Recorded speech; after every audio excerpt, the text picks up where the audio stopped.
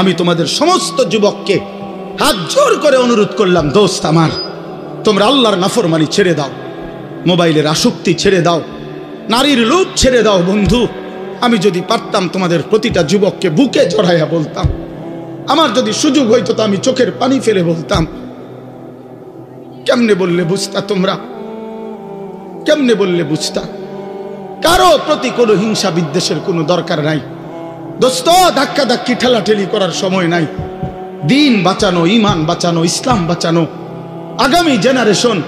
আমার 3 বছরের বাচ্চা আছে, অনেকের ঘরে 2 বছরের বাচ্চা আছে, কোলের বাচ্চা আছে। আমাদের চেষ্টা করা উচিত আগামীর জমিনটা, আমাদের স্ত্রী সন্তান, আগামী প্রজন্ম যেন ইসলাম নিয়ে বাঁচতে পারে, ইমান নিয়ে বাঁচতে পারে। এটাই হবে সাধনা। আমাদের সন্তান, আমাদের প্রজন্ম যেন আজানের শব্দে বাঁচতে পারে। এই জন্য এই জমিন যদি আমরা নিরাপদ না রাখি, আমরা যদি আল্লাহকে সেজদা না করি, আল্লাহর নাফরমানি করি, প্রায় আমার বন্ধু, আমার বাপ, আমাদের উপরে আযাব আসবে, আমাদের উপরে আযাব আসবে। আল্লাহ বলছে, বান্দা, দুনিয়ায় ডুবে থাকার শাস্তি আমি বুঝাবো। কাল্লা সাউফা তা'লামুন সুম্মা কাল্লা সাউফা তা'লামুন, কবরেও বুঝাবো, জাহান্নামেও বুঝাবো। কাল্লা লাউ তা'লামুনা ইলমাল ইয়াকিন লাতারাবুন্নাল জাহিম সুম্মা লাতারাবুন্নাহা আইনাল ইয়াকিন। আল্লাহ বলেন, বান্দা, আজকে যদি কোরআন পড়ে, হাদিস পড়ে, উলামায়ে কেরামের কথা শুনে, না দেখেই যদি কবর, হাসর, মিজান, ফুলসিরাত, আখিরাত বিশ্বাস করতা, ভালো হতো, ভালো হইতো। বান্দা, আজকে বিশ্বাস করলে, বুঝে নিলে, আমল করতে পারতা। তো নয়তো লাতারাবুন্নাল জাহিম, একদিন সচক্ষে হাসরের ময়দানে জাহান্নাম দেখবা, সব বুঝবা। সুম্মা লাতারাবুন্নাহা আইনাল ইয়াকিন, চোখে দেখে বিশ্বাস হবে, কিন্তু সেদিন আর লাভ হবে না। সেদিন আর কি হবে না ভাইয়া? লাভ। সুম্মা লাতুসআলুন্না ইয়াওমাইদিন আনিন নাঈম। আল্লাহ বলেন, আমি কিন্তু সেদিন হাসরের ময়দানে নিয়ে বান্দা তোমার জীবনে যা কিছু নিয়ামত দিয়েছি, আসমান, জমিন, চন্দ্র, সূর্য, গ্রহ, নক্ষত্র, আলো, বাতাস, রোদ, বৃষ্টি, হাসি, কান্না, আনন্দ, বেদনা, স্ত্রী, সন্তান, ছেলে, মেয়ে, গাছ, ফুল, ফল, ফসল, তোমার চোখের পলক, হাতের নড়াচড়া, তোমার নিঃশ্বাস, এক ফোঁটা পানি, এক লোকমা খাবার। আল্লাহ বলেন, আমি যা দিয়েছি, আমি বান্দা প্রতিটা নিয়ামতের কি হক আদায় করছো আমি জিজ্ঞেস করব। আমি ছাড়বো না বান্দা, আমি ছাড়বো না বান্দা। তুমি শুনছো আমি গাফুর, কিন্তু এটাও জানো তুমি আমি কাহ্হার। তুমি এটা শুনছো আমি রহমান, এটাও শুইনো আমি জব্বার। আমি যুন্তিকাম, আমি প্রতিশোধ গ্রহণকারী, আমি প্রচন্ড শাস্তিদাতা, আমার আযাব বড় ভয়ানক। এজন্য ভাই আমার, বন্ধু আমার, চলো আজকে নিয়ত করি, কবরবাসীদের জন্য আমরা দোয়া করি, আর আমরা যারা জীবিত আছি আমরা আমাদের জীবন গঠন করি, বলি ইনশাআল্লাহ। একটা ছোট্ট কথা আগে বুঝেন, সবাই বুঝতে ভালো। কোরআনুল কারীমের মধ্যে আছে, হযরত মূসা আলাইহিস সালামকে আল্লাহ তাআলা প্রথম যখন তুর পাহাড়ে, আমরা সবাই জানি যে আল্লাহ তাআলা মূসা আলাইহিস সালামের সাথে তুর পাহাড়ে কথা বলছেন বহুবার, মানে ওয়াহি নাজিল করছে। আল্লাহর কথা মানেই ওয়াহি। তো প্রথমবার যখন মূসা আলাইহিস সালাম তুর পাহাড়ের ওই টিলাতে উঠলেন, তো সেখানে আল্লাহ তাআলা স্পষ্ট কোরআন শরীফে আছে, আল্লাহ তাআলা প্রথমেই বলে দিছেন, ইন্নী আনা রব্বুক ফাখলা'না আলাইক। মূসা, আমি তোমার রব, আমি তোমার মহান মালিক আল্লাহ। তুমি ফাখলা'না আলাইকা, তোমার 2টা জুতা খুলে ফেলো, 2টা জুতা খুলে ফেলো। আনা আখতারতুকা, আমি তোমাকে নির্বাচিত করেছি। ফাসতামি' লিমা ইউহা, অতএব আমি যা ওয়াহি নাজিল করতেছি, বলতেছি, তা মনোযোগ দিয়ে শোনো। তাহলে এখন কি বোঝা গেল? তাফসীরের মধ্যে আছে, জুতা খুলতে বললেন কেন? প্রশ্ন হলো, জুতা খুলতে বললেন কেন? কথা বললে বলবে।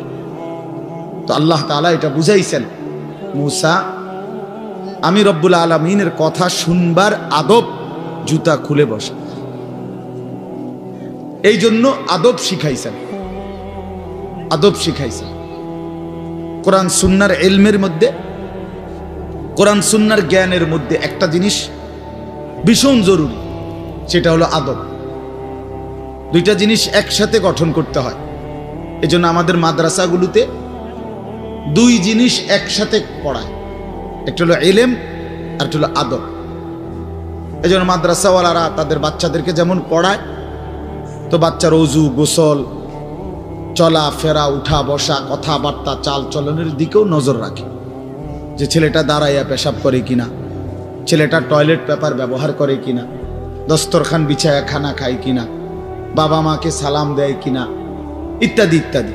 মানে শুধু শব্দ মুখস্থ করছে, পড়া দিছে, পড়া নিছে, এটা না, তার সাথে সাথে তার জীবন গঠন হচ্ছে কিনা, আদব শিখতেছে কিনা, আখলাক শিখতেছে কিনা, এইটা হলো একই সাথে লক্ষ্য থাকে। এই জন্য হাদিসের মধ্যে আছে, আমাদের প্রিয় নবী সাল্লাল্লাহু আলাইহি ওয়াসাল্লাম বলছেন, আল্লামানি রব্বি ফাআহসানা তা'লিমি ওয়া আদ্দাবানি রব্বি ফাআহসানা তা'দীবি। এই একটি হাদিসে নবীজি দুইটা কথা বলছে, যে আমার আল্লাহ আমাকে সর্বোত্তম ইলম জ্ঞান শিখিয়েছেন এবং আমার আল্লাহই আমাকে সর্বোত্তম আদব শিখিয়েছেন। তাহলে একই সাথে বলছে নবীজি, আল্লামানি রব্বি আদ্দাবানি রব্বি, আল্লাহই আমাকে ইলম শিখিয়েছেন, আল্লাহই আমাকে আদব শিখিয়েছেন। কেন নবীজি বাম পাও দিয়া টয়লেটে ঢুকছেন? কেন ডান পাও দিয়া মসজিদে ঢুকছেন? মনে করেন এই যে প্রতিটা নড়াচড়া, হাত্তাল হারাকাত ওয়াস সাকানাত, নবীজির প্রতিটি স্থিরতা, প্রতিটা নড়াচড়া, সবটাই আল্লাহ তাআলার ফয়সালা, আল্লাহ তাআলার পক্ষ থেকে নির্ধারণ করা। তিনি সাহাবীদের সাথে পরামর্শ করছে অথবা নিজে নিজে ভাবছে যে কেমনে শুইলে ভালো হয়, কেমনে হাঁটলে ভালো হয়, না না, আল্লাহ তাআলার পক্ষ থেকে নির্ধারণ করে দেওয়া। এই জন্য বাপ, এটা জরুরি বিষয়। এটা আল্লাহর কোরআনের মজলিস, বরকতময় মজলিস। এখানে জুতা খুলে আল্লাহর কথা শুনলে বরকত হবে, এটা আদব। সবাই যারা মুসা আলাইহিস সালামের ওই ঘটনাটা জানে, কোরআন শরীফে স্পষ্ট আছে যে তখন প্রচন্ড ঠান্ডা ছিল, ভীষণ ঠান্ডা, কুয়াশা, নিচে বরফ। মুসা আলাইহিস সালামের স্ত্রী, ওই যে শুআইব আলাইহিস সালামের মেয়ে, যাকে তিনি 10 বছর পরে বিয়ে করে আনতেছিলেন, উনি প্রচন্ড শীতে কাঁপতেছিল। এই সময় মুসা আলাইহিস সালাম একটু আগুনের তালাশে তুর পাহাড়ের ওই টিলার মধ্যে উঠছিলেন। স্ত্রীকে বলছে, ইন্নী আনাস্তু নারা, আমি একটু আগুন তালাশ করে আনি, যদি আগুনটা আনতে পারি তাহলে আগুনের মধ্যে যদি তোমার শরীরে একটু সেঁক দাও, তাহলে গরমটা আর শীতটা একটু কম লাগবে। মানে সে শীতকালে আগুন দিয়ে আগের দিনে খুব ছিল, তাহলে বোঝা গেল এত ঠান্ডা, এত প্রচন্ড শীতে যে কাঁপতেছে। কিন্তু এরপরেও আল্লাহ তাআলা বললেন, আগে জুতা খোলো। অথচ এই ঠান্ডার মধ্যে জুতা না খুললে ভালো ছিল, কিন্তু এরপরও আল্লাহর কথা শুনবার আদব, জুতা খুলে শুন। হাদিসের মধ্যে কথা স্পষ্ট আছে, আল্লাহর নবী সাল্লাল্লাহু আলাইহি ওয়াসাল্লাম কখনোই খাবার জুতা পরিহিত অবস্থায় খাইতেন না। জুতা পায়ে কখনোই তিনি খাবার খাইতেন না, বরং জুতা খুলে পিঠ সোজা রাইখা, মাথা নিচের দিকে নোয়াইয়া, দুই হাঁটু উপরের দিকে তুলে বিনয়ের সাথে আল্লাহর নবী সাল্লাল্লাহু আলাইহি ওয়াসাল্লাম খাবার গ্রহণ করতেন। নবীজি নিজে বলতেন, আকুলু কামা ইয়াকুলুল আবদ, একজন গোলাম তার মনিবের সামনে যেরকম বিনয়ের সাথে খানা খায়, আমি আমার মহান আল্লাহ পাকের সামনে এভাবে খানা খাই। ভাইয়া, আদব, আদব অনেক বড় জিনিস।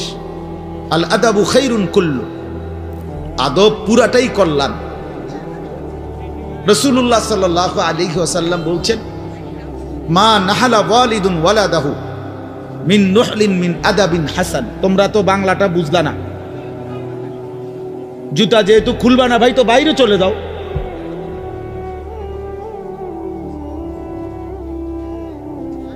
আশ্চর্য মানুষ। না না, অনেকের আছে গাদ্দারি স্বভাব, যে আমি যেমনি আছি এমনি শুনবো। এটা সিধা করতে হবে। জিন্দেগি যদি সোজাই না হয় তো বললাম কারে, বললাম কাকে? শুধুই কেবল ভাইয়া শুনলাম, একজনের পরিচিতি আছে, একজনের জনপ্রিয়তা আছে, একজনের সুর আছে, একজনের টান আছে, একজনের জোরে গলার আওয়াজ আছে। তো এই কারণে জড়লাম। কি ফায়দা এতে ভাই? কথা বোঝেন নাই? আমারে মনে করেন 1 কোটি মানুষ চিনে, তো আপনার লাভ কি?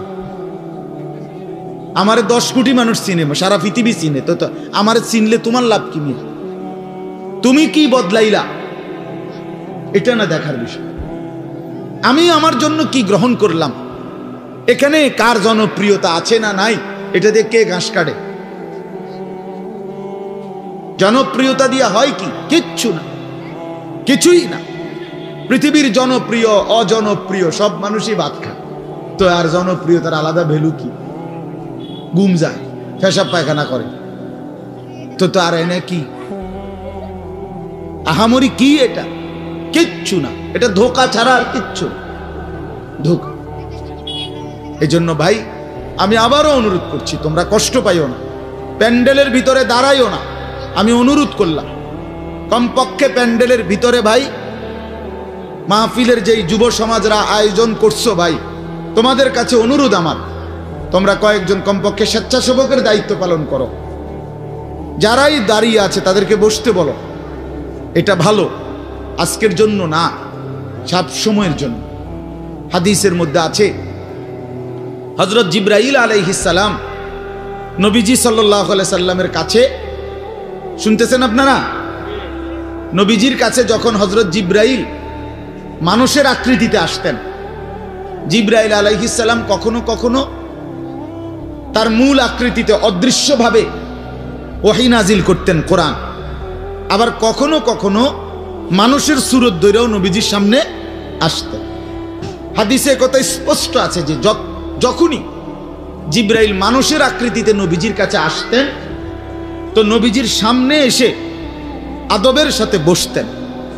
কিভাবে বসতেন? হাদিসের এই শব্দটা পর্যন্ত আছে, ফাসনাদা রুকবাতাইহি ইলা রুকবাতাইহি। মানে করেন নবীজি এদিকে ফিরা, তো জিবরাইল ওইদিকে মুখোমুখি মুখোমুখি বসতেন, এভাবে যে উভয়ের হাঁটু বরাবর, বুক বরাবর, চোখ বরাবর, এইভাবে মনোযোগ দিয়ে জিবরাইল আলাইহিস সালাম নবী সাল্লাল্লাহু আলাইহি সাল্লামের সামনে বসতেন। এরপরে তিনি বিভিন্ন বিষয় বলতেন, শুনতেন, নবীজির সাথে কথা বলতেন। তাইলে আদব এটা। আল্লাহর কোরআনের সামনে, রাসূলুল্লাহ সাল্লাল্লাহু আলাইহি সাল্লামের হাদিসের সামনে সর্বোচ্চ আদবের সাথে বসতে হয়, সর্বোচ্চ। এটা বসা, এটাই নিয়ম। হাদিসের মধ্যে আছে, আরো শুনাই আমি, হাদিসের মধ্যে আছে, হাদিসে কুদসি, কোন নেককার বান্দারা যখন আল্লাহর জিকির, আল্লাহর তেলাওয়াত, আল্লাহর কথা শুনবার জন্য, বসবার জন্য, বলার জন্য বসে, তো এই পুরা মজমা যখন শেষ হয়, তো আল্লাহ ফেরেশতাদেরকে জিজ্ঞেস করে যে আমার এই বান্দাদেরকে কি পুরস্কার দেওয়া যায়? তো তারা বলে, মহান আল্লাহ, আপনার ইচ্ছা। তো আল্লাহ তাআলা বলেন, শুনো, আমার এই প্রিয় বান্দাদের মজলিস যারা বসলো, আমি তাদের সকলকে মাফ করে দিলাম। তো ফেরেশতারা বলে, আল্লাহ, এখানে এমন লোকও আছে যে এমনি আসছিল, দ্বীনি উদ্দেশ্যে আসে নাই, আপনার কথা শুনতে আসে নাই, এমনি বইছিল আর কি।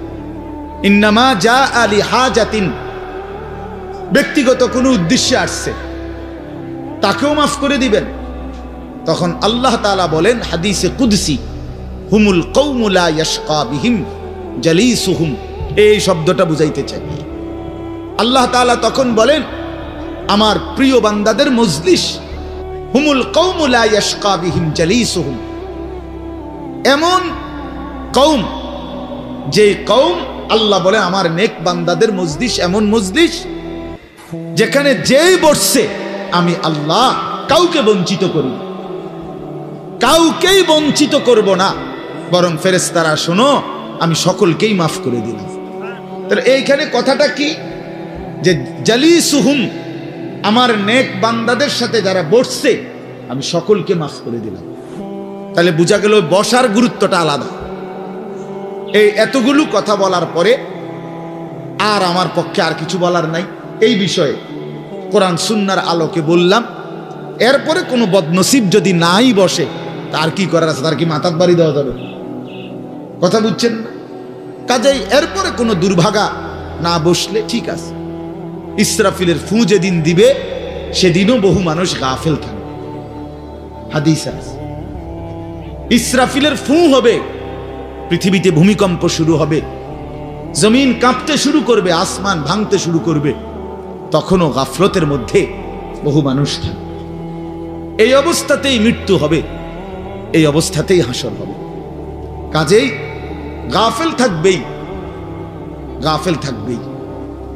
এই জন্য আল্লাহ তাআলা আমাদের প্রত্যেককে আল্লাহর কথা, কোরআন সুন্নাহর কথা মনোযোগ দিয়ে আন্তরিকতা নিয়ে শুনবার তৌফিক দান করেন। এবার আর একটা কথা, ছোট্ট কথা, সেটা হলো ভাই, মেহেরবানি করে প্রত্যেকে এই যাদের হাতে মোবাইল, এই হাতে ধরা এই মোবাইলগুলো নামায় ফেলো। আল্লাহর ওয়াস্তে আমার এই কথাটা রাখো, ভালো হবে। আমি তোমাদের কল্যাণের জন্য বললাম। আল্লাহর ওয়াস্তে এই হাতের মোবাইলটা অল্প একটু সময়ের জন্য আমি অনুরোধ করলাম, এটা নামাইয়া এটা বন্ধ করে দাও। এমনি শুনো, চেহারার দিকে তাকাইয়া শুনলে দোস্ত ভালো হবে, মনোযোগ বাড়বে, দিলে কথা জমে। শুধু মোবাইলটা ধরে রাখলে একটা বড় সমস্যা হলো নিজের অন্তরের মধ্যে যেখানে থাকে এটা যে আমার মোবাইলে উঠতেছে কিনা, সেই জন্য সারাক্ষণ নজর এটার দিকে থাকে। আর একটা মনোবিজ্ঞানীদের একটা কথা হলো, মানুষের অন্তর একসাথে দুই জিনিস ভাবতে পারে না। এটা একটা কি পরীক্ষিত কথা। দিলে একই মুহূর্তে দুই জিনিস ভাবে না, এটা রাইখে তোমার আরেকটা ভাবতে হবে। তাহলে এখন যেহেতু তোমার ফিকিরে মনোযোগ মোবাইলটাতে উঠতেছে কিনা ঠিক মতো, তাহলে আর নিজের জন্য কিছু গ্রহণ হবে না। মোবাইলে উঠছে ঠিক আছে, সুন্দর, আওয়াজও ক্লিয়ার হয়েছে, পুরা বয়ানটাও উঠছে, তো এরম তো ওয়াজ লাখ লাখ আছে মোবাইল। নিজের জন্য কি হলো? আমার দিলের জন্য আমি কি নিলাম? আমার নিজের জন্য আমি কি নিলাম? এই জন্য দোস্ত, এটা জরুরি বিষয়, এটা গুরুত্বপূর্ণ বিষয় যে নিজের জন্য গ্রহণ করা। তু আগার মেরা নিহি বানতা না বান, আপনা তো বান। ভারতীয় উপমহাদেশের একজন বিখ্যাত বুজুর্গ বলছেন, সৈয়দ আবুল হাসান আলী নদভী রহমতুল্লাহ আলাই, হে যুবক, যদি তুমি মানুষের কল্যাণ, সমাজের কল্যাণ, কারো কোনো উপকার যদি করতে নাও পারো, আপনা তো বান, নিজের ভালোটুকু তো করো, নিজের কল্যাণটা তো কমপক্ষে ভাবো, নিজেরে কমপক্ষে সুন্দর বানাও। আমি কে? আমি কোত্থেকে আসলাম? আমারে কে বানাইলো? আমি কোত্থেকে আসলাম? কেন বানাইলেন? আমি ফিরে যাব কোথায়? প্রতিনিয়ত দোস্ত, বন্ধু আমার, বাপ আমার, যে মানুষগুলো কবরে চলে যায়, তাদেরকে কে নিয়ে যাচ্ছে? কেউ তো নিজের থেকে মরতে চায় না, আত্মীয় স্বজনও তো কারো মৃত্যু চায় না, কিন্তু একজন অদৃশ্য মালিক নিয়ে যাচ্ছে। কেন নিয়ে যায়? কেন নিয়ে যাচ্ছেন? কোথায় নিয়ে যাচ্ছে?